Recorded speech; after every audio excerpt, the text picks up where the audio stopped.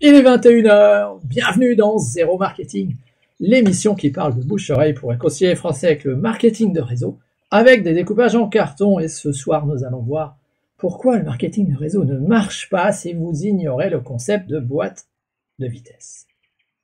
J'espère que vous savez conduire, j'espère que vous savez mettre un message, parce que quand vous arrivez sur mes réseaux sociaux au moment du live qui a lieu tous les jeudis soirs à 21h sur mon profil Facebook, sur LinkedIn, sur YouTube, Twitch et encore quelques autres où il n'y a pas grand monde, merci de laisser un commentaire pour que je vois si ça fonctionne. C'est rare, pas toujours le cas, des fois ça marche, des fois ça marche pas, voilà, c'est comme ça, c'est gratuit, on va pas se plaindre. Alors hop, j'envoie un message, merci de laisser un message quand vous arrivez.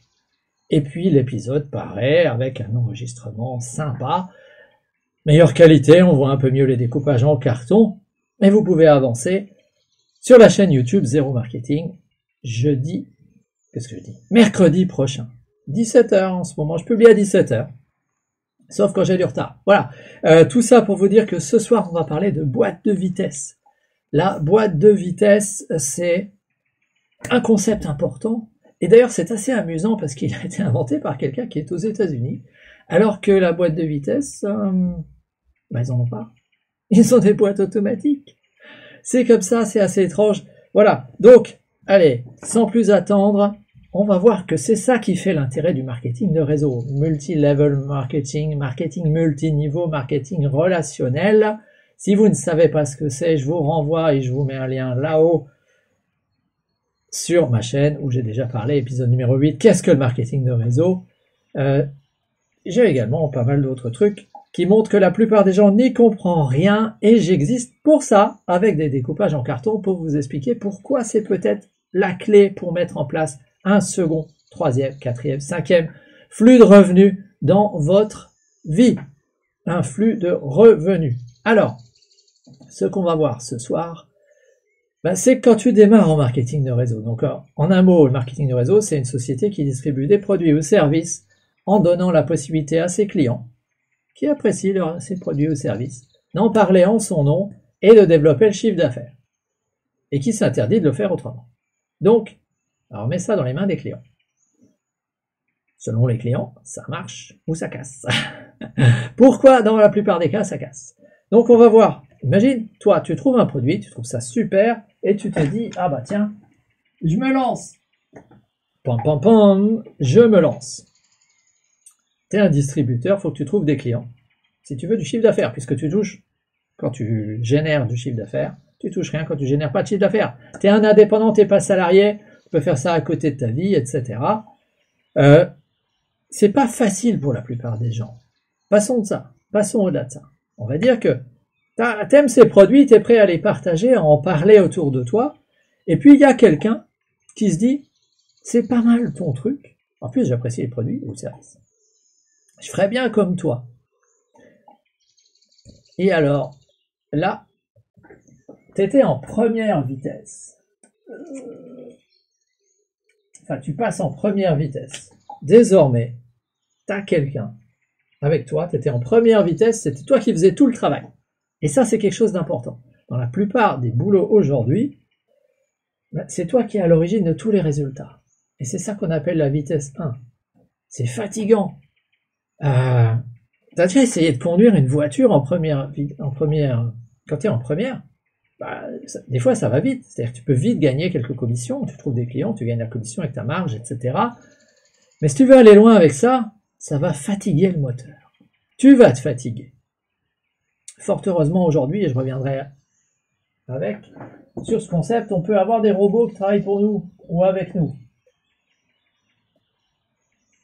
Si tu vois ce replay sur YouTube, c'est un robot qui travaille pour moi. Quand tu as un YouTuber qui a des millions de personnes qui regardent ce qu'il fait, dis-toi qu'en fait, c'est un maître des robots. Quand tu as un business où tu génères de la pub, qui génère des ventes, même quand tu dors, tu fais travailler des robots. Des robots modernes, des robots logiciels, des robots tout un tas de types, mais tu fais travailler des robots. Alors, là, avec le marketing de réseau, on peut avoir du levier, c'est-à-dire des résultats qui ne dépendent pas que de ton travail, ça c'est très intéressant, mais un levier humain. Donc, t'en as un dans ton entourage qui se dit, c'est pas mal ton machin là, c'est sympa, tu as l'air content de tes produits, et en plus, tu fais un peu d'argent. Je ferai bien comme toi. Tu me montres. Donc, tu as le deuxième aspect, c'est, il y avait les produits ou services, et puis il y a distribuer les produits et services. Toi, tu deviens désormais, je vais mettre un peu plus bas, tu viens de passer la deuxième vitesse. C'est-à-dire que maintenant, tout le travail de trouver ici des prospects, des clients, des gens à qui parler, ne repose plus que sur toi, pas que sur toi. Il repose désormais sur toi et quelqu'un d'autre. Alors, cette fois-ci, si la personne t'aide vraiment à trouver des gens, tu vas peut-être pas finir cramé, quoi. C'est comme avec une voiture, quand tu sens que tu démarres, mais tu sens que tu es en sur-régime. Pouf, deuxième vitesse, le régime moteur baisse, mais la vitesse continue à augmenter. Là, c'est un peu pareil, tes résultats et tes revenus vont dépendre du fait que cette personne fasse quelque chose ou pas. Parce qu'en fait, si elle fait rien, c'est juste un client, on est d'accord, t'as pas de levier avec juste un client. On va dire qu'il fait quelque chose. Et toi, maintenant, tu es en deuxième vitesse. Tu n'es plus payé à faire la même chose. Tu es payé à l'aider à devenir la personne que tu es devenu toi.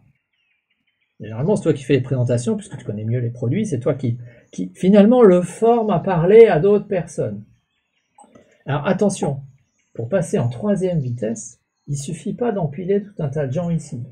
C'est pas parce que tu empiles des gens, même si ton plan d'affaires est quelque chose qui se présente sous forme verticale, même si ton plan d'affaires ressemble à ça et que tu mets des gens en dessous, c'est pas ça. Empiler des gens qui font rien ou qui sont juste au niveau 1, c'est juste être au niveau 2. Tu passes pas au niveau 3 comme ça. Tu passes au niveau 3 quand la personne qui était là devient quelqu'un du niveau 2. C'est-à-dire quand elle-même, elle a recruté quelqu'un du niveau 1.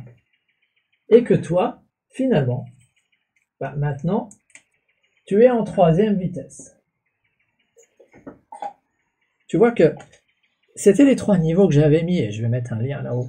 Les 3 savoir-faire, les 3 capacités, c'est pas les mêmes. Lui, il a besoin de savoir-faire.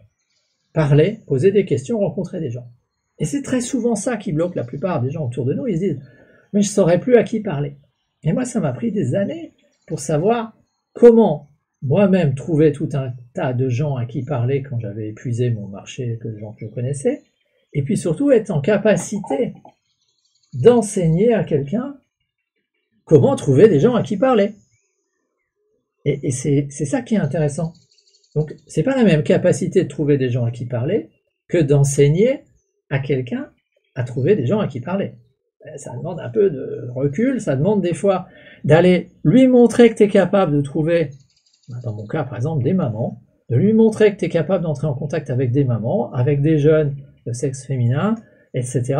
Je l'ai fait. Je suis entré en contact avec des tonnes de gens qui me ressemblent pas, et des fois ils devaient peut-être se demander mais qu'est-ce qu'il me veut celui-là? C'est un peu étrange, mais c'était juste parce que moi j'avais besoin de faire pour pouvoir après faire. Et maintenant, quand tu es en troisième vitesse, il s'agit d'enseigner à celui-là à faire. Donc c'est pas les mêmes capacités. Et c'est ça que je trouve génial. Et malheureusement, c'est ça qui est pas facile. Parce que des gens qui ont envie de se bouger et qui sont prêts à prendre leur avenir en main, il n'y en a pas.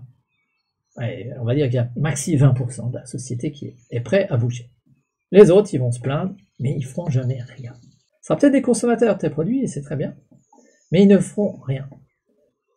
Dans les 20% qui vont bouger, il n'y en a pas beaucoup qui sont capables de persévérer et d'y arriver, de devenir quelqu'un capable de faire, et en plus de venir inspirer les autres et de monter un système. Tu as intérêt à avoir un système. Tu as intérêt à avoir un système pour que chaque nouveau qui entre là-dedans, il puisse faire fonctionner le système. S'il doit tout inventer, c'est trop dur. Moi, j'estime qu'il n'y a pas 1% des gens qui est capable de passer ici en un vrai leader.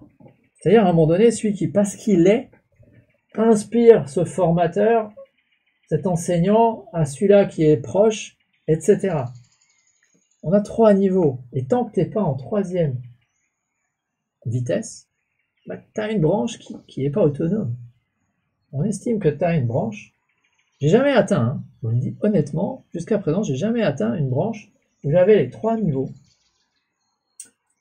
où la personne là est en capacité, où les 3 sont en capacité de continuer à entrer des gens là, en transformer certains en vitesse 2, et c'est comme ça que tu peux obtenir des personnes qui ont créé des réseaux de clients et de distributeurs de dizaines, centaines de milliers de personnes dans le monde, parce qu'ils ont su trouver les leaders qui étaient capables de développer avec eux, et en partie pour eux.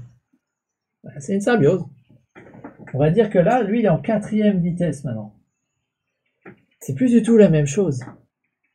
Alors, c'est ça qui est intéressant. C'est que pour éviter de se cramer désormais, on n'est pas obligé de continuer à parler comme ça. Parce que tu vois bien que si t'en faut 3 là et que t'en sors 1 sur 100, il faut parler au moins à 300 personnes. Moi, j'estime que tu peux bâtir un truc énorme si tu parles à 1500, à 3000 personnes. Mais c'est fatigant parce que quand tu parles à 1500 ou à 3000 personnes, ça veut dire que tu vas te prendre 2980 rejets ou enthousiasmes qui sont bof, pour trouver les 10 qui valent le coup et qui ont envie, la capacité, qui vont le faire, qui vont pas arrêter avant, etc. Donc ça veut dire qu'aujourd'hui, on a mieux à faire. Si on veut atteindre des gros revenus, voilà, lui là, c'est pas les mêmes capacités, c'est pas les mêmes revenus non plus, hein. Il y a quelques personnes qui gagnent beaucoup d'argent, mais beaucoup d'argent, comparé au nombre d'heures qu'ils y mettent chaque semaine. Donc les revenus en question peuvent être gigantesques, mais les efforts pour y arriver sont aussi importants, on est d'accord. Sauf quand tu combines intelligemment avec des robots. C'est le mix des deux qui est important aujourd'hui. C'est le mix qui est important, mais les robots, on va dire que c'est la mode. Enfin, c'est la mode. Et à un moment donné, sur Facebook, tu avais du reach naturel, tu touchais les gens facilement. C'était plus facile d'aller brasser toutes ces personnes pour les amener. Maintenant, peut-être que c'est TikTok. Maintenant, peut-être que c'est un savoir-faire spécifique par rapport aux algorithmes sur YouTube. Peut-être que c'est de la pub. Peut-être que c'est autre chose. Et en faisant le mix des deux, on a quelque chose qui, pour moi, est très intéressant. C'est que la structure humaine, elle est résiliente. Parce que ce qui tient tout le monde là, c'est les loyautés interpersonnelles. C'est le fait qu'à un moment donné, lui là, il est devenu ici d'une autre capacité et des revenus qui n'avaient rien à voir avec sa situation, peut-être parce qu'il a rencontré celui-là. Et puis chose très intéressante aussi qu'il faut jamais oublier, c'est que quand il y en a, pour que lui il passe de là à là,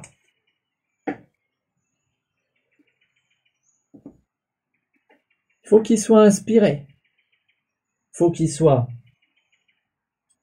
coaché, il faut qu'il trouve des gens, bien évidemment, des nouveaux. Plus de gens, c'est toujours la solution au problème. Mais c'est pas forcément celui-là qui va le former là. Peut-être que c'en est un autre dans l'équipe. Peut-être qu'il va se former avec quelqu'un qui ne connaissait pas au début. Donc on voit là qu'on est face à un travail d'équipe. Celui-là, il est en 3e vitesse aussi. On est face à un travail d'équipe où finalement les compétences de chacun peuvent venir ensemble, permettre à quelqu'un qui était là de voir son avenir, de devenir, d'acquérir les compétences, de devenir la personne capable de bâtir ça facilement. Mais c'est peut-être pas simplement la structure hiérarchique, c'est pas une structure hiérarchique, mais la structure de parrainage direct qui a fait ça. Et ça, c'est très très intéressant. Parce que ça veut dire que ensemble, tu as une vraie illustration là de ensemble, on va plus loin. Ah ouais, seul tu peux aller loin si tu es bon avec tes robots, mais tu restes seul. Alors que là, tu as une structure humaine. Et cette structure humaine, c'est quand même pour ça que ça s'appelle marketing relationnel. C'est bien parce qu'on bâtit des relations.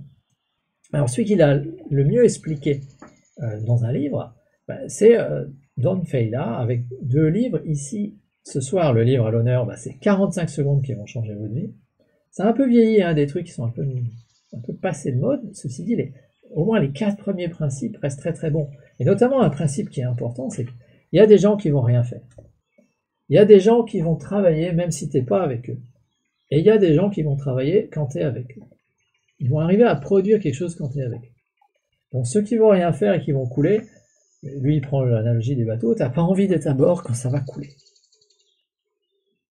Et ceux qui sont capables d'avancer tout seuls, tant mieux. Et donc ton levier maximal, il est avec ceux qui avancent quand tu es avec eux. Donc c'est avec eux que tu dois passer le plus de temps. Et tu vois que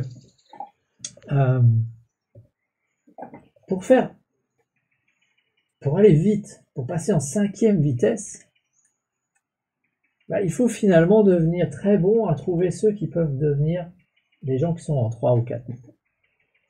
Des leaders. Les aider à grandir. Et ça, c'est excellent. Parce que tu es dans un business qui aide les gens. Tu es dans un business où l'impact que tu peux avoir sur un max de vie est simplement énorme. Et pourquoi s'en priver? Je trouve ça génial. Moi, je trouve ça génial. J'ai envie de passer mon message. Je le fais par YouTube, je le fais par ce live, et c'est le 115e épisode. Ça veut dire que ça fait 117 semaines. Il y a eu 2 semaines, il n'y en a pas eu. 117 semaines que je suis au rendez-vous tous les jeudis soirs à 21h, très rarement en retard, ça arrivait une fois. Donc ça veut dire qu'il y a de la persévérance.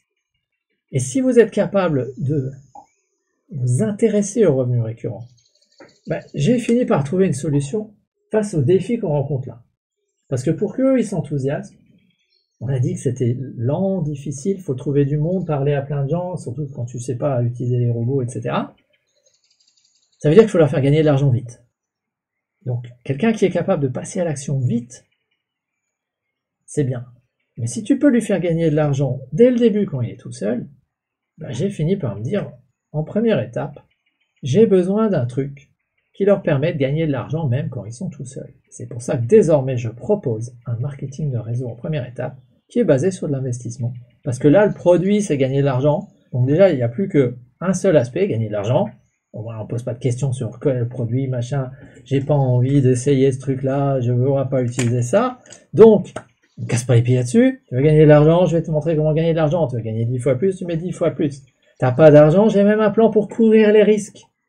Donc les deux ensemble, c'est cohérent. Pour après passer sur quelque chose qui est pérenne. Si tu bâtis tout ça, tu veux que ça soit pérenne.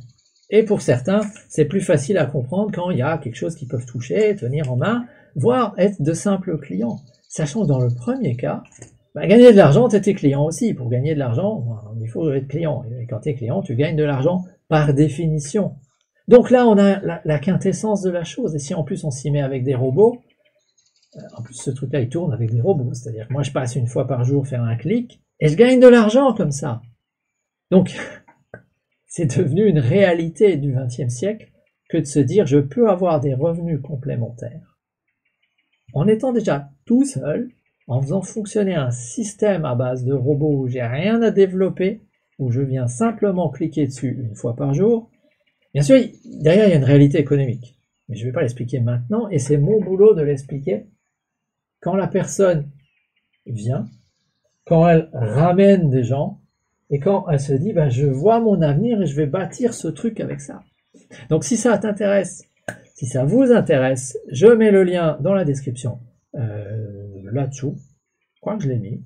Enfin, en tout cas, c'est faire mieux avec moi.fr/pr, comme personne rencontrée. Je suis très content qu'on se rencontre parce que c'est ça la base. Si c'est du marketing relationnel, on a besoin de se rencontrer. Parce que peut-être que votre situation, elle n'a rien à voir avec tout ça. Peut-être que vous vous intéressez juste au robot et je vous dirais, écoute, va voir un tel qui fait du business dans tel domaine parce que je pense que c'est le meilleur. Peut-être que vous vous intéressez à tout à fait autre chose, ou peut-être que vous avez réellement besoin que je joue ce rôle avec vous pour vous montrer comment on fait pour gagner de l'argent, seul d'abord, avec d'autres gens, en aidant et en impactant pas mal le monde après, et finalement pour financer tout ce que vous voulez dans votre vie. Parce que c'est vraiment ça l'enjeu.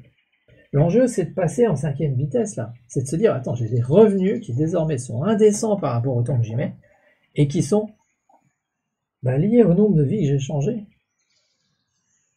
C'est tout simplement.